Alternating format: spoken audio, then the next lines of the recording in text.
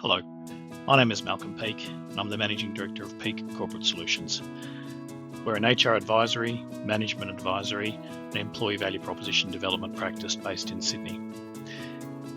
We're award-winning and we work with our clients to become first choice employers.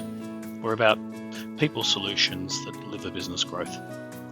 Every year we look at the EVP messaging that organisations promote on their careers pages and other associated pages and compare and contrast that to a range of other organisations and other sectors. This year we looked at over 260 companies across 14 sectors and we're very pleased to be able to share the results in the subsequent presentation. Hello and welcome to the walkthrough of our 2025 EVP Market Messages research results. This year we researched over 260 companies across 14 sectors as we were looking to understand what messages organisations were promoting on their careers and other associated pages. We'll look through our methodology, what we found, and some insights and actions. So why do we do this research?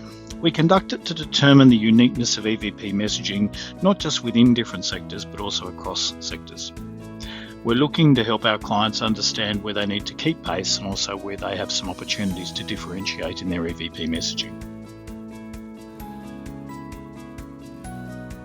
So how do we do it? We assessed organisations, sectors and themes. It's not complex, but it's quite in-depth. So we had 266 organisations we researched this year across 14 different sectors. We looked at their careers and associated pages and assessed those themes against 123 potential EVP themes. And we also reviewed these themes and these organisations over time. So what did we find? The main themes across all sectors were career development, the ability to make a difference or impact, a commitment to diversity and inclusion, flexible working options, offering a supportive and collaborative environment, focusing on skills development and learning, and being an innovative and ideas-driven business or organisation. So you can see the themes are fairly clustered, but these themes don't differentiate between sectors, and we noted some important themes which were actually missing. For example, the headline that 85% of organisations invested in career development was not supported, with only 40% of organisations talking about having support for employees to drive their own careers. We had significant focus on diversity and inclusion, but only 36% of organisations further discussed any specific strategies or actions or targets relating to their diversity goals.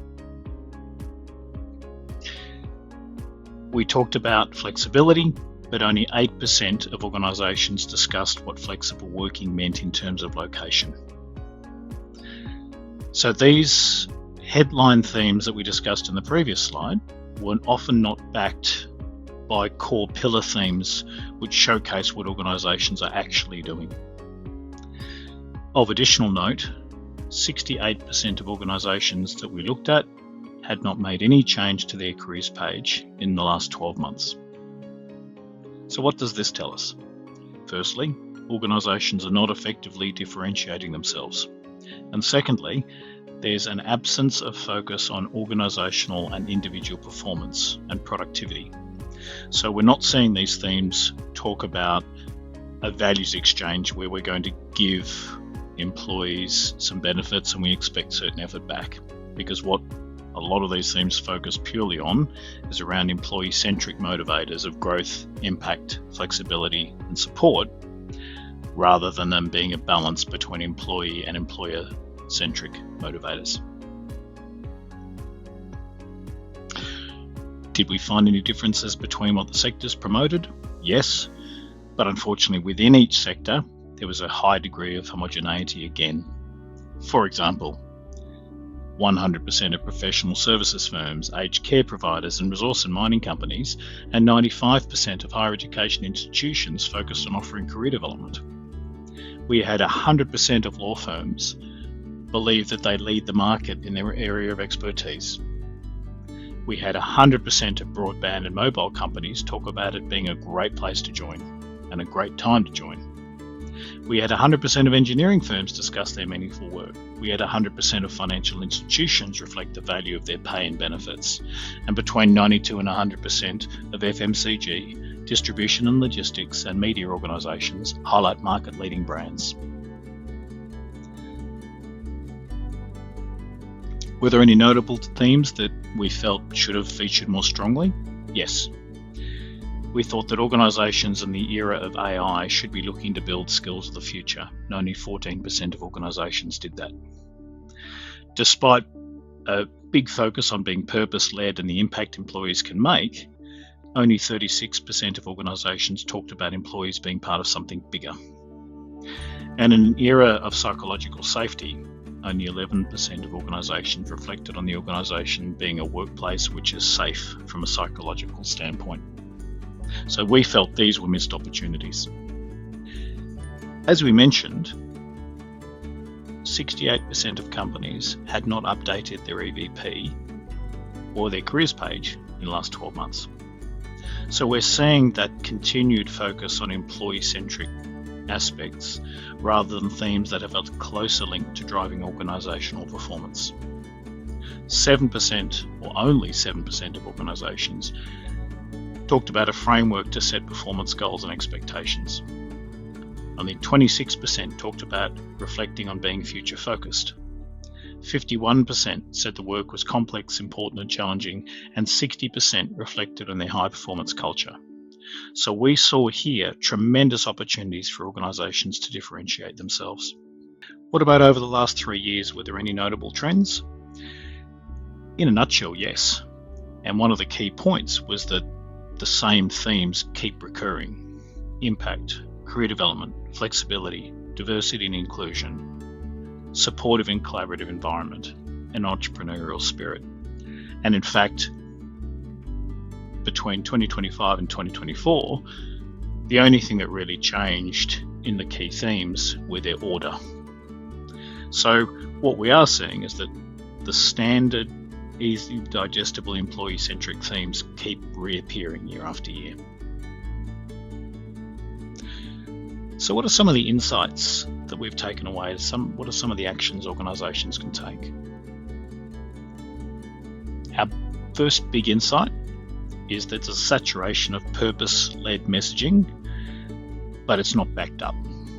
So there are a lot of claims being made, but they're not being tied to measurable outcomes such as social or environmental impact or a position on sustainability leadership that's being shared in EVP messaging, and that's a missed opportunity. Secondly, there's room to promote innovation. There are lots of groundbreaking projects and solutions that are occurring, and we continue to see an inconsistent approach to being future focused across different sectors. Our view, from our experience and what we found in the research, was that organisations undersell their digital transformation stories and their investment in digital transformation itself. So there's an opportunity to highlight what this means in terms of augmenting the capability and experience of employees on a day-to-day basis. And our third big insight was that we're seeing that focus on tradition and prestige in many sectors dominate focus on potentially more exciting growth. So growing, expanding, and exciting time to join messages are prominent themes in some sectors, but ignored by others. Younger talent is more likely to value growth in a career journey, so stability and heritage may, not definitely, but may come across as staid and a little bit less appealing. So organisations should highlight their plans for the future and what these plans might mean for employees and their growth and the opportunities that may be presented to them. Our view is that to differentiate, organisations need to be clear that an EVP is an exchange. It's an exchange of values and effort.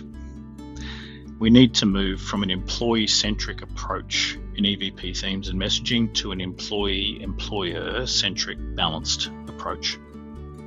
For example, we recommend organisations provide frameworks for employees to grow their career and reference how they could map out options and promote mobility. When organisations talk about diversity and inclusion, they need to set and communicate the goals and strategies that they're putting in place. Talk about projects that are making a difference in the world. Discuss those CSR and other programs that contribute to the work around the organisation. And do more than just update images on your careers and careers-related pages.